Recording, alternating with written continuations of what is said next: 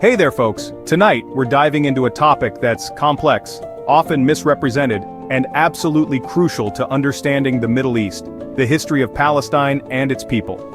This isn't just a tale of ancient ruins and dusty old books, it's a living, breathing story that has shaped the lives of millions and continues to do so today. Now I know what you're thinking, John, history is boring, but hold on a second because we're about to make history come alive in ways you never imagined. But trust me, this ain't your grandma's history class. We're going to explore the vibrant, dynamic, and sometimes tumultuous past of a land that has been at the heart of human civilization for millennia. This is about understanding the roots of a conflict that continues to this day. It's about seeing the connections between past and present, and realizing that history isn't just something that happened to other people in other times. To truly grasp the Palestinian story, we need to rewind the clock way back, long before Facebook and even sliced bread. We're talking about the ancient Canaanites, folks. We're talking about the ancient Canaanites, folks. These were the original inhabitants of the land, thriving there thousands of years ago. They were a sophisticated and innovative people who laid the foundations for many aspects of modern civilization. These guys were the original inhabitants of the land, thriving there thousands of years ago. They built cities, developed agriculture, and even had their own alphabet. Their influence can still be seen in the region today, in the languages, cultures, and traditions that have been passed down through the generations. They built cities, developed agriculture, and even had their own alphabet. Imagine a world where the written word was just beginning to take shape, where people were starting to record their thoughts, their stories, and their histories in a way that could be passed down through the ages. Think of them as the hipsters of the ancient world, paving the way for others to follow. They were innovators, creators, and pioneers, setting the stage for the civilizations that would come after them. Now the Canaanites weren't the only ones who fancied this slice of the Eastern Mediterranean. Over the centuries, the land that we know today as Palestine became a crossroads of civilizations. It was a place where cultures met, clashed, and blended, creating a rich tapestry of human history. Over the centuries, the land that we know today as Palestine became a crossroads of civilizations. It was a place where empires rose and fell, where armies marched and battles were fought, and where people from different backgrounds came together to create something new and unique. It was ruled by empires conquered by armies and shaped by a melting pot of cultures. From the Egyptians to the Babylonians, the Greeks to the Romans, each new wave of conquerors left their mark on the land and its people. But through it all, the Palestinian people endured, holding on to their land and their heritage. They adapted, they survived, and they thrived, preserving their unique identity in the face of countless challenges. This land, folks, is more than just a dot on a map. It's a place where history is written in the stones, where every hill and valley has a story to tell. It's a land of resilience, of perseverance, and of hope. It's a place steeped in history, a land where ancient echoes mingle with modern struggles. The past and the present are intertwined here, creating a complex and fascinating narrative that continues to unfold. And to understand the present, we gotta dig into the past. We need to uncover the layers of history that have shaped this land and its people, to see how the events of thousands of years ago still resonate today. So buckle up, because we're about to embark on a historical journey through the land of Palestine. We're going to explore the ancient ruins, the historical landmarks, and the stories of the people who have called this place home for millennia. Get ready to see history in a whole new light. So, we've established that Palestine has a long and storied past, right? From ancient civilizations to the rise and fall of empires, this land has seen it all. It's a tapestry woven with threads of diverse cultures, religions, and peoples, each leaving their mark on the region. Well, fast forward a few centuries, and the Romans entered the scene, always keen on expanding their empire. The Romans, known for their military prowess and strategic acumen, saw Palestine as a valuable addition to their ever-growing dominion. Their arrival marked a new chapter in the region's history, one characterized by significant transformation and upheaval. They conquered the region and, in a move that'll make you say, huh, that's interesting, they decided to rename it Syria Palestina after the Jewish Bar Kokhba revolt in the 2nd century CE. This renaming was more than just a change of name, it was a calculated effort to reshape the identity of the land and its people. Now, this renaming wasn't just some random administrative decision. The Romans were strategic in their approach to governance and control. By renaming the region, They aimed to diminish the Jewish connection to the land, thereby weakening any future claims or revolts. It was a deliberate attempt to erase the historical connection of the Jewish people to the land after the revolt.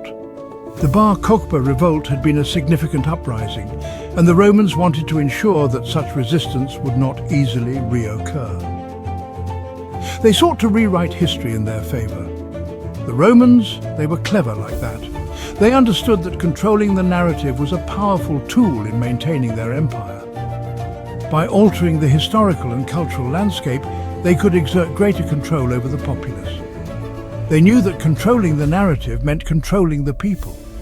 Through their administrative and cultural policies, they sought to integrate the region into the broader Roman Empire, ensuring loyalty and stability. Under Roman rule, the land witnessed significant changes. The Romans brought with them their architectural styles, engineering marvels, and urban planning. Cities were built, roads were constructed, and the infrastructure of the region was transformed. Christianity began to spread, eventually becoming the dominant religion of the Roman Empire. This religious shift had profound implications for Palestine, as it became a center for early Christian activity and pilgrimage. This shift had a profound impact on Palestine, with churches and monasteries popping up like Starbucks in a gentrified neighborhood.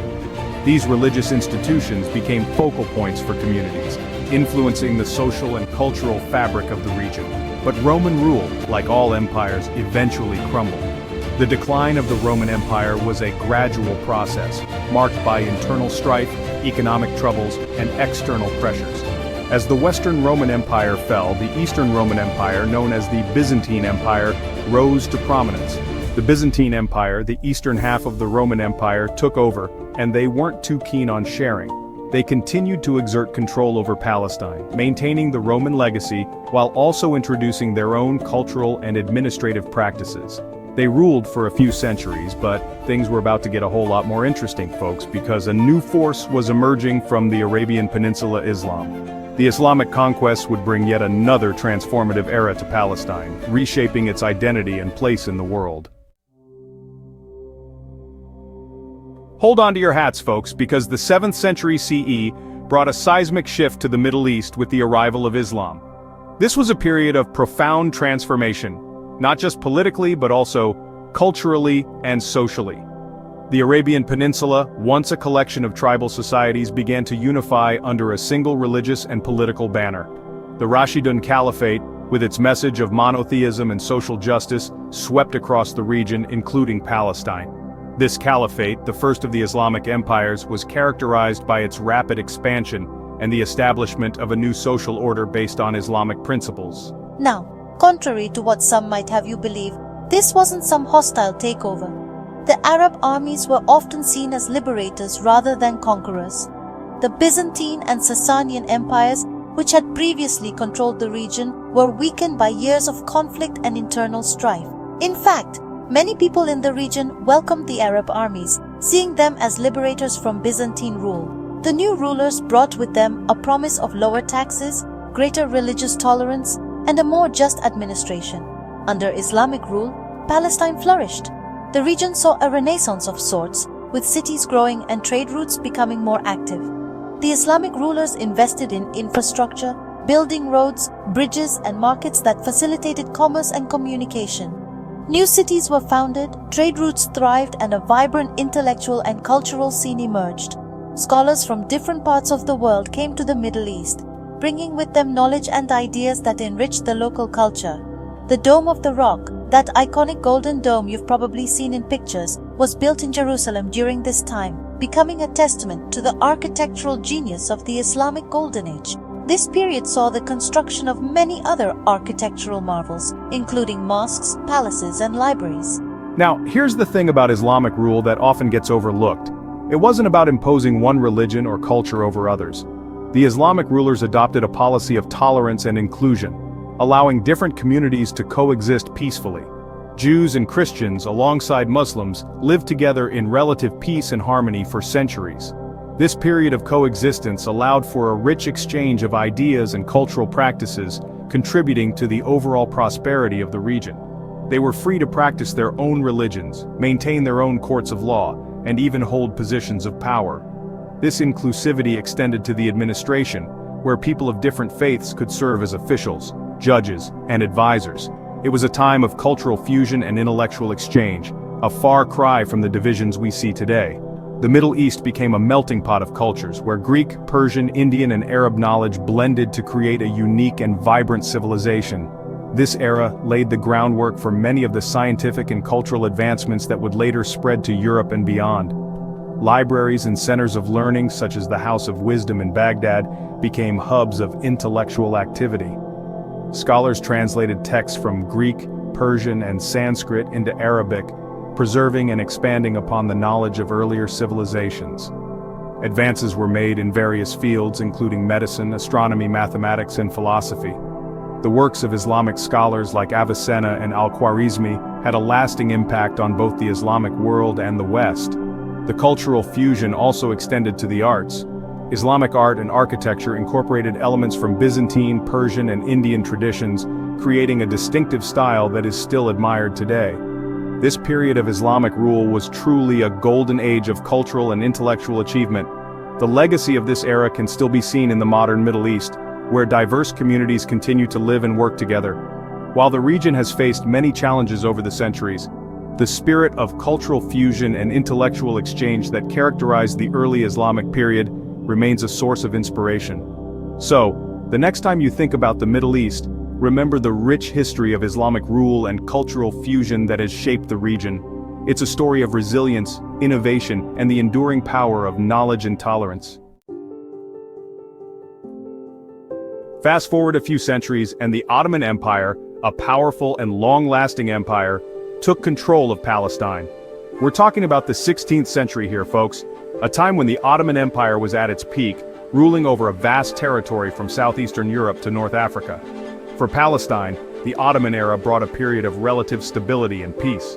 Now, the Ottomans, they were no strangers to diversity. Their empire was home to people of different faiths, languages, and cultures. They governed Palestine with a relatively light touch, allowing local communities to maintain their own customs and traditions. But like any empire, the Ottomans faced their fair share of challenges. By the 19th century, they were struggling to keep up with the rapidly changing world. European powers were on the rise, and they had their eyes set on the strategically important land of Palestine. Little did the people of Palestine know that their world was about to be turned upside down once again.